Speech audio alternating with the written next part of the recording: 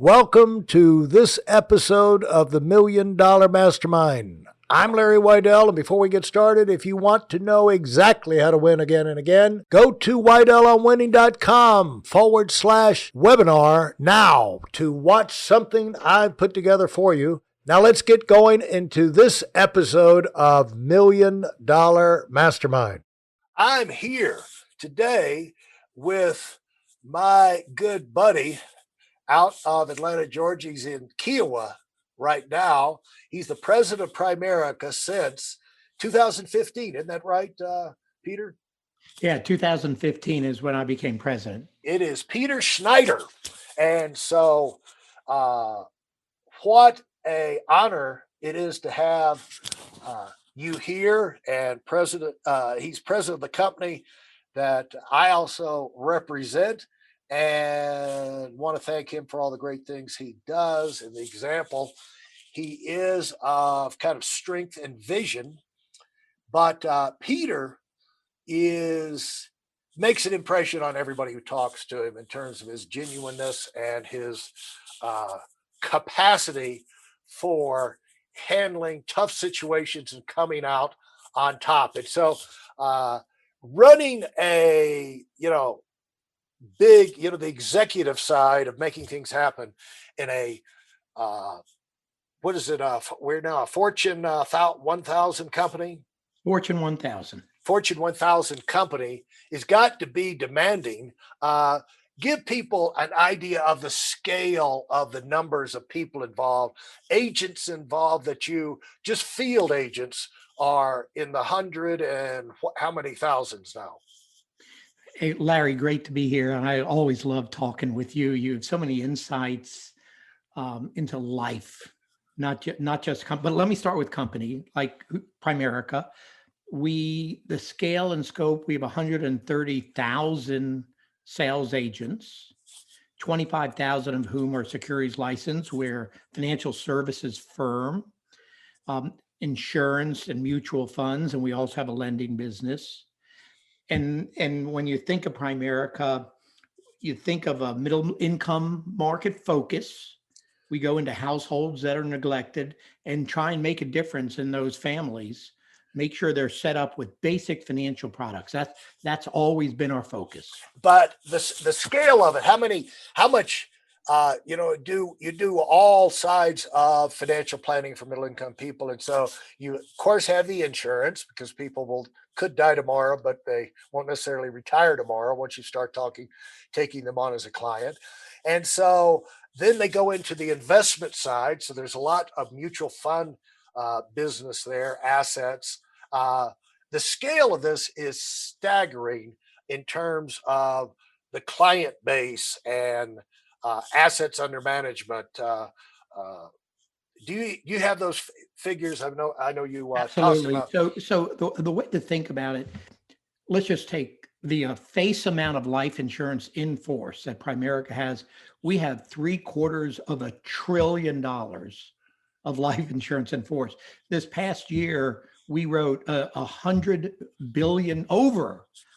billion of life insurance face amount. We on the asset side, based on, obviously it changes based on the market, but think in terms of $75 billion of assets in our clients' accounts. And when you think of clients, we have, 5 million and so clients between just those businesses, and we're adding more every day. And people to run this administratively in Atlanta, how many people is that? We have, when you look at our employee base, so again, in our field, our independent contractor sales agents, we have 130,000 sales agents. Within the home office, we have about 2,200 home office employees split between Duluth, Georgia, and Canada. And over all of that, in the executive capacity as president, we have Peter Schneider. And so the thing about being on top is it's not the happy things that work their way to the top. It's the problems nobody else can solve. And that, somebody's got to be there and make things happen. And when you're dealing with something, a scale like this, it is a massive army, and it's you're dealing with assets that are like small countries or medium-sized countries, and like they say, Exxon, if it was a country, would be like the fourth biggest country in the world, something like that. But the obligations are overwhelming, and the complexities of it, and you don't fall out of bed uh, when you're born and say, I want to be involved in a corporation like that kind of position. When you came up, you grew up in Winston-Salem. I was born in Brooklyn, New York. Were And you then, really? yeah, and then my family moved to Winston-Salem, North Carolina. That's hilarious, really. It's a big, it was a big move. It's amazing how many people are born in Brooklyn. One time I saw a stat on that at one time a significant portion of the country was born in Brooklyn because folks came over from Ellis Island and Yeah, settled in I Brooklyn and guess had so. Yeah, children. And so I think that's changed now, but there's a fair number of us out there. I know that. I noticed when I find that out, they moved quickly. They got out of Brooklyn, but now they're going back. So the thing is, in your upbringing, what was, as you grew up, uh, was it an upper income, upper income, middle income? Obviously, you didn't grow up in the ghetto. So, how would you describe your upbringing? Well, I think I would describe my upbringing as I grew up in a family that was not low income, but wasn't high income. I think we were probably at one point, we made our way up to upper middle class. I think that's probably the height Uh huh. that that we wed to, that we strive to, and we got into upper middle class, I'd say. But we never wanted. I mean, we were um, better than most, I suppose. And But how many but kids? you have to transition from Brooklyn to Winston Salem to Oh get. yeah. Okay. Eh, Obviously. Now, how big is the family? I've got there's 5 kids. Oh, So I have 3 brothers and 1 sister and me. ah. And are you oldest, youngest? I'm in the middle. You're in the middle. Uh, you you you and Tim Tebow are exploding the myth that the middle child is the problem child. Uh, Well, you learn negotiation skills and ah, mediation skills when ah. you're in the middle.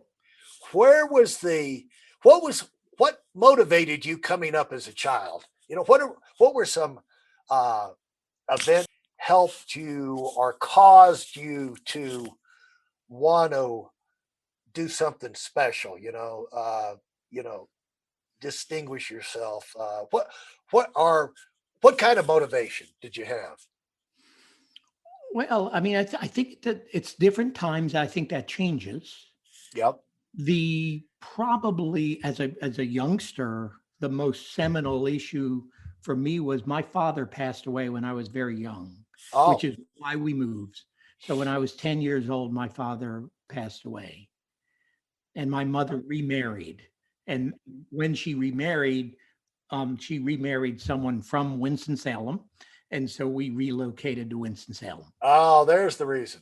So, as you went through that trauma, how do you think it impacted you as part of your motivation moving forward? Because there's a lot of people to go through those things, and somehow you worked your way through it to where it didn't hold you back. So, uh, how did you look at that? I mean, it's at that age, it's very traumatic. Your memories are still strong of that kind of event.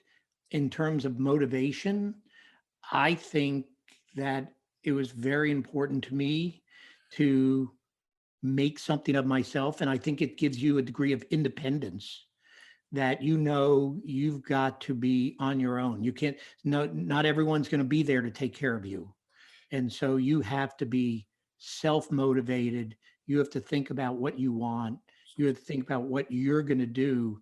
And you never know, by the way, Larry, whether or not this is your last day.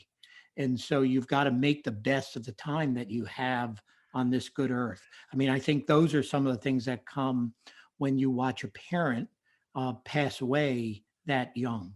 Really, it impacts you. It's like my clock is ticking too. I mean that it stayed with you, or that it brought you to that kind of realization. Very I interesting. don't know that you have it at that moment, but you think about those kinds of things Yeah, and you recognize how precious life is, and you've got to do something with it because I mean, this was in this particular case, it was a very sudden and unanticipated death. and you fought. You followed the career path that we all thought was going to be answer everything, do well in high school, get in college, get a degree, and get out in the world. And uh, Andy says you couldn't get into Wake Forest, so you went over to Chapel Hill. Yeah, Andy would say that. You know, I used to hang out actually at Wake Forest when I was in high school. So in high school, I would go to the library there and study Ah, just to be around people and to learn there. But I was always going to Chapel Hill. I mean, I applied to one school. ah, And so, like, and Andy, it wasn't Wake Forest University. It was Wake Forest University of North Carolina. And we have a much better basketball team, always have and always will. Of course, Andy was on the football team. right. Yeah, and so yeah, I apply. It's funny. Most people apply to 4 or 5. I did the same thing. Applied to one. I was too stupid to realize there's a chance of me not getting in, and that's how I went to Georgia Tech. But Well, at the time, the tuition for North Carolina was $202 a semester. yeah, And so, as an in-state, and there was no question, not only was I applying to one school, my parents were sending me to one school. and you went on into the law. Got your law degree. What motivated that, and where did that position you in life? I went to the University of North Carolina undergrad and to the University of North Carolina School of Law. And I kind of always knew I was going to go to law school. Uh huh. It's just something I had always had an interest in government, law. And so it was a very natural choice for me. Everything I did in college was set up towards that. Yeah. And so I always have, for whatever reason, that was the profession that was in my mind from a very early age.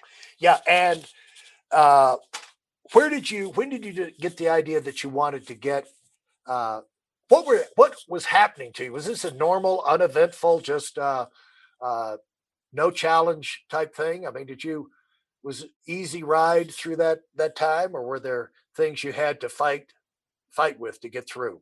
Was school easy Well, for I you? don't know about, I mean, there's never an easy ride. I mean, Yeah. you got to get the grades, you got to get the scores, you got to get yourself admitted again. And I did all that. I mean, the thing I did do that, talking about career is I wanted to go to the best after law school to the best law firm I could find.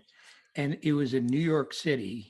And it was a law firm that did not recruit at the University of North Carolina. We weren't good enough for that law firm. They would recruit at Harvard and Yale and schools like that, but they had never recruited at North Carolina. So I wrote them a letter and said that I wanted to work for them, and would they be willing to interview me and see me? Hey, listen, there's a lot of information online, but there aren't a lot of people who've actually done something.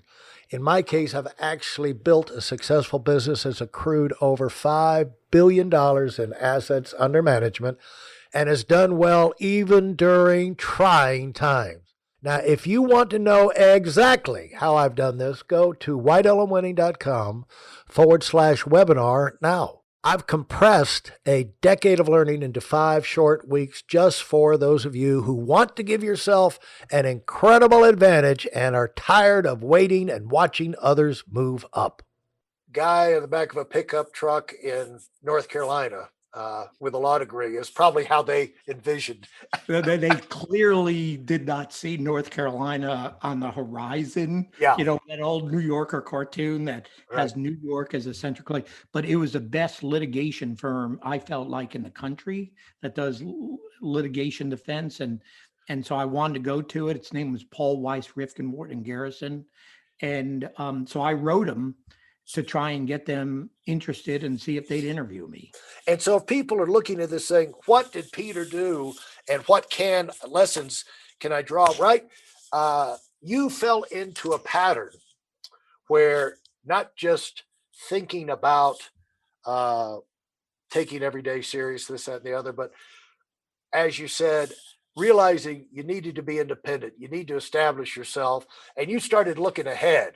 And so you weren't going to high school just to uh, do it. You were looking forward to getting on to your undergraduate degree, and even there, you're looking where can I go from this, and talk I about that. felt like I needed to be, if I was going to be decent or try and be decent at what I was going to do, then I needed be around people who were better than me. And so I knew the lawyers at this law firm were excellent at what they did. And I just wanted to be part of that atmosphere and learn from them. I knew this wouldn't be where I'd stay the rest of my life, but to me, it was almost like an apprenticeship. I wanted to be with the best and see if I could do it. And I never expected them to say yes, quite frankly. I expected a no or non-response or something, but they were willing to talk to me. And I kind of talked my way into the job. Yeah, pretty good. Your first sale, and and so that's where our company ran into you, and uh, they came back from it was you were the other side of the fence and the conflict thing, and the guys came back and Right. saying, "We lost, but we sure like to get that guy on our team." And that happened what about 10 years later, around No, it was a 2000 or while so. later. I went after I finished at this law firm, I went to a law firm in Atlanta, Georgia, got married. Who became my wife, she was in Atlanta. So I moved to Atlanta, went with a law firm there. And the way I got to Primerica is I defended a lawsuit that Primerica brought against someone. And so I was on the other side of the case from Primerica. This is, by the way, not a career path that I recommend to anybody that you begin in opposition to Yeah, your future employer. yeah. And so you came on board. They gave you a bunch of Citigroup stock at the time, and then it proceeded to go from $50 or in the 50s down to 50 cents in Yeah, value. well, the sales job on that they asked me to come on board after the lawsuit had ended. Would Yeah. I be willing to come in as a general counsel of the company? And I had some trepidation. I liked my law career. So I came on part-time actually, Larry. Oh, So you did? I came just like Primerica, I Part started timer. part-time. So I Yeah. said I wanted to keep my partnership at the law firm, but I would try this out. And they said, we're going to give you Citigroup stock. That's a ticket. You can't earn stock where you are. And it proceeded to go down eventually to 99 cents. So I don't know. That was a very smart business decision in Yeah. retrospect. You can't get, there's no say. And that's one thing to address. There's really no safe place in life that you can go and work your way into where you don't have to fight. You don't have to deal with problems that life can't get you and strip you back down, basically back down to your basics. Uh, talk about talk about dealing with the challenges of, let's just say, being a partner in a law firm. I mean, not all law firms go on and on forever. I mean, there's competition even in law firms and accounting for people think you get in these uh, professional partnerships and you're set for life, but you got to keep producing, as I understand it. Yeah. Well, the way law firms are set up is the most highly compensated lawyers in a firm are referred to as rainmakers. they're the ones, they are actually salespeople in a sense Yeah. who bring in the business. They land the clients, they bring in the business. And then there are other lawyers in the firm that day to day will do the research and write the briefs and set up arguments or write contracts or something like that. They're usually less compensated because they're just doing that yeoman's work. Very important, by the way, in Right. a law firm. But it's the rainmakers who are essential to bringing that business in the front door, landing the new client, landing the new assignment. Yeah. And as a part, what happens if you don't do that? I mean, does that happen by itself? I mean, if sure you get referrals and word of mouth from past performance, but is that something you take for granted, or do you have, like we say in sales, everybody prospects? I don't care where you are, at your management or whatever, everybody prospects. You got to always be looking for that new client if you want to grow, because if you don't grow, then you're going to slump. And once the slump kicks in, it can unravel pretty quickly. So, is it that type thing? The rainmakers, I guess you have different people, but at the top, the rainmakers were the ones that uh, had to be out on the lookout for uh, new clients, and they kind of handle the pressure of keeping the enterprise going. It seems like. Yeah, you, I think you have to have a mentality. So I adopted a rainmaker mentality when I was at the law firm. I enjoyed pursuing new clients and business. By the way, you need to deliver for your client. You need to give them great service. You need to make sure all of those bases are covered. But if you're going to be successful in a law firm environment, or put it this way, highly compensated, then you need to bring in new business. And so I was pretty relentless, I have to tell you, in pursuing it. So I would get to know you, Larry. I would find out what your businesses are like, what you do, and try and figure out, is there something I might be able to help you with? And I would get to know you and understand what you do day in and day out, and see if there's something my law firm could do to provide you and service you with an opportunity to make you reach your goals. You see, that's the thing. I've got to make you reach your goals for me to reach mine. And that's the way I approached it. Well, Peter, I'm going to tell you something here. Okay, you come across as this, you know, the law room, the attorney, the calm, the reason thing. But what you are, relentless pursuit, is I'm digging through all that, and I'm finding out what got Peter where he is and what keeps him where he is and keep him moving up. It makes me feel good about you being in that position. Is I feel like in the marrow of your bones, you've got this relentless pursuit for greatness, for moving up, for being the best and being at the top, and uh, has been with you, kind of revealed itself in, not when you went to Carolina, I might add, but when you said, "I'm going to get that degree, and I want to do something great when I come out of this deal. So where's the best?" You said you got to be with the best. You paid your dues. It's one thing. It's one thing to pay your dues, but uh, just because you pay your dues and you might have the great report card and you've got the degrees. I mean, there are graduates of Yale uh, driving trucks today. Uh, Cross country because they can't get another job. There are, and that's, I'm just talking about Ivy League. Just because you have the degree doesn't mean the world's going to come knocking on your door. You got to go out there and make something happen. And so, even before you got out of law school, you're in pursuit of something great. And you identified you wanted to be with the top. You wanted to get the most out of what you were doing. So, if I'm going to do that, I'm going to be with the best if I can. You pursued them. When you got that, you got with the inside that firm. You said it wasn't good enough just to be in that firm. I want to be a rainmaker, and you went aft and you figured out how I could be a rainmaker is turn that relentless pursuit now to getting new clients in there. And I think that might have had something to do with your underlying motivation. And also when uh, you took on a case you wanted to deliver for your clients, like you said, and you were relentlessly pursuing a victory in those cases because you wanted to deliver for your clients. So this idea of relentless Well, pursuit. I would Yeah. make one correction to that, by the way. And Okay. then, when I went to this firm in New York, I was probably the worst of the best. Yeah. But I learned how to be better, and also found out they were not quite as good as I thought, that I could hang with them a little bit. Yeah.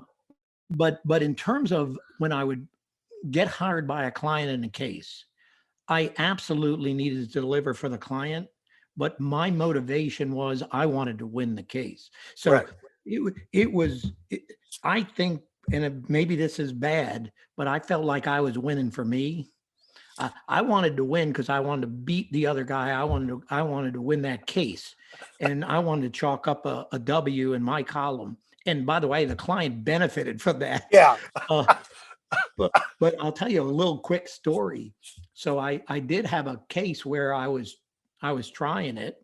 I felt like I was doing really well, and the client wanted to settle the case in the middle of the hearing, middle of the trial, and I thought I was going to win, and I didn't want to settle. They were going to settle. They thought had done well enough, and they wanted to settle. And so I was trying to talk them out of settling. And a senior partner, I was a much younger lawyer, a senior partner who heard about this came to me and said that he said, Peter, this isn't your case. You're actually not the client. You're the lawyer for the client. They get to make the decisions about what they want to do. And if the client wants to settle the case, then you should not take it all the way to the conclusion just to see if you can win or not. So I went along with that, but I did poll the decision maker afterwards and say, would I have won? And they said, yeah, we were going your way. So I got that satisfaction, but it did teach me a lesson that you got to be careful. You can win for you, but there are also others that are dependent on you. You have constituencies. At Primerica, we have a lot of constituencies. Yeah. We have our field force. We have our shareholders. We have our employees. We have regulators, members of the public, clients. These are all constituencies. And so it just can't be about what you want. It's got to be delivering for those constituencies too. But even sitting inside the home office and having to deal with so many administrative things and the people running those complex areas, I can tell, and it's might be good for people to hear. It's, from what I've seen, everyone in that home office administratively who's worth anything gets a kick out of seeing the company perform and do great things, like this insane surge we had in the COVID year. Yeah. That you got to be exhilarated, and I got to feel like you're not the only one in that building that feels that way. Everyone feels that way because everyone contributes to that success. I mean, that's the other thing is if we can get everyone in our home office, and we have an amazingly great home office that cares deeply about the field, but if we can get everybody caring about the outcome, then we're going to realize that outcome. And everyone looks at the scoreboard and how we've done as a company, and it's their success. It's their scoreboard, and doesn't matter where you are, by the way. Doesn't matter what your job is. You're a contributor to whatever happens, good or bad. Absolutely. Thanks so much, Peter. I really enjoyed getting behind the scenes with you and see how you look at things. And you paid your dues, you went through the steps, but you wanted to get out and do something spectacular, and you really have, and you've influenced hundreds of thousands of people. So thank you very much, Peter, for sharing with us today. Great, Larry. Glad to be here. If you enjoyed what you've heard and are dead serious about finding out for yourself exactly how this works in the real world, I've taken the most valuable business lessons I've learned over 40 years and put them into something for you to watch. Go to whiteelementwinning.com/webinar now in order to move up as fast as possible. I'm Larry Weidel, and I run the $1 Million Mastermind. Go, go, go.